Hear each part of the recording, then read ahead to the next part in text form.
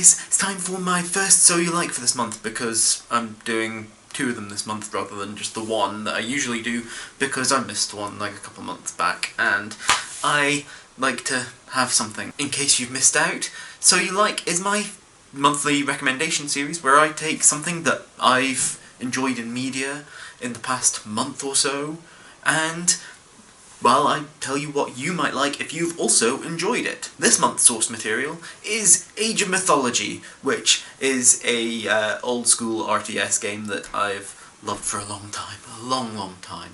It's been a really good one that I've enjoyed for just a long time, and I've gotten back into it over the last, year or two, and yeah, I thought, you know what, might as well talk about it a bit. Age of Mythology lets you play as one of 3 different cultures in the base game, 4 in the first expansion and 5 in the second expansion.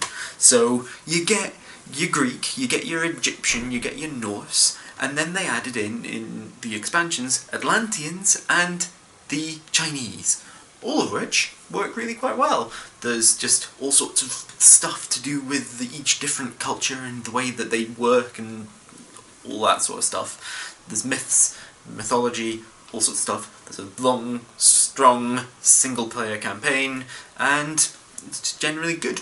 So the first thing that I'm going to recommend to you based on Age of Mythology is Warcraft III. The original Warcraft III came out in July of 2002. Age of Mythology came out in October of 2002. So it's they've got a similar sort of time period. They are actually competitors, or were competitors. We're still waiting on news of Warcraft 3's updated re-release, but Age of Mythology obviously got one a couple of years back because I've been able to play 350 hours of it. So they're both pretty good classical 3D RTS games. Not a lot else to say. The next thing that I'm going to recommend to you based on Age of Mythology is the God of War series. I've only actually played the most recent one, but I've sort of read or watched bits and bobs of the other bunch of games that there are in them, and the main point of commonality with Age of Mythology is that it's the creator's OC, original character, do not steal, going into a mythology. Starting off with Greek mythology, but both also transition into Norse, and to a certain extent into Egyptian in the Age of Mythology, but you know, the God of War doesn't do that yet, probably. But yeah, they both do a very good job of making their characters feel part of the myths that they weren't originally a part of. The next thing that I'm going to recommend to you based on Age of Mythology is The Order of the Stick, which I've recommended before. A lot of the ones that I'm going to be doing in this video are ones that I've recommended before, but this one's got a good reason.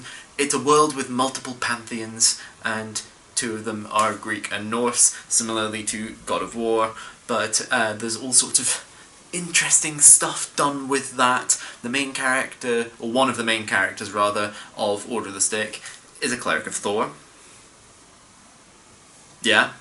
Seems to have gotten Thor's hammer recently, and that is one of the plot points in the Age of Mythology campaign, and Thor is just a big part of that. He's a big part of both, so good. So the last thing that I'm going to recommend to you based on Age of Mythology is the Dandelion Dynasty books, the first 2 of which are The Grace of Kings, and I can't remember what the second one's called off the top of my head, but the first one is The Grace of Kings, and it's pretty damn good. The reason why I'm suggesting it is because the Chinese got their own expansion pack with a whole sort of expansion storyline of their own campaign, and the Dandelion Dynasty is based on various Asian cultures because it's written by someone from Asia. I can't remember which specifically, but Ken Liu, I'm sorry, I'm not good at remembering some of these things, some of these details. I should, but I'm not good at it. Basically, you might read the books and think that the X-Pack was also a good thing. I feel very irritated with myself that I wasn't able to come up with anything good involving the Atlanteans or the Egyptians off the top of my head, because they're both sort of important, interesting parts of the game. They've got like their own expansions and campaign bits and bobs, and they're good, but I couldn't think of anything particularly good, so those are my recommendations. I would love to know what you think of them, so let me know down there. Is there anything I have missed out?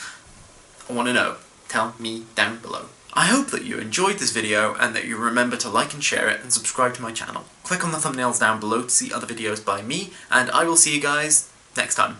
Bye!